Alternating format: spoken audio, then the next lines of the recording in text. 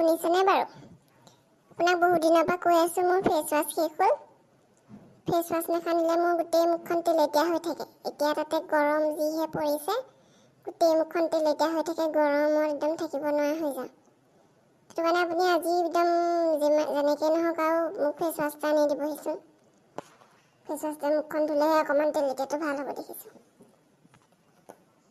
Face ৱাছটো আনি এনেই পইচাকেইটা খৰচ কৰাতকৈ কালি মই নতুনকৈ ভীমবাৰ দুটা আনি থৈছোঁ নহয়। ভীমবাৰ আকৌ এডভাৰটাইজ দি থাকে নহয়, ভীমবাৰত বোলে 100টা নেমুৰ শক্তি থাকে বোলে। 100টা নেমুৱে বাচনবোৰ তেলেতীয়া বাচন চাফা কৰি নিদিয়ে জানো, চিকচিকীয়া। তুমি মুখত সানি দিবা, তোমাৰ তেলেতীয়াবোৰ নাইকিয়া হৈ যাব।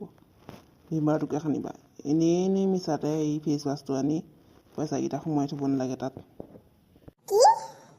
কি কথা কয় অ'? বাচন ধোৱা চাবোনটোৱে আকৌ মুখত ধুবলৈ দিছে যে আপুনি? এইবিলাকক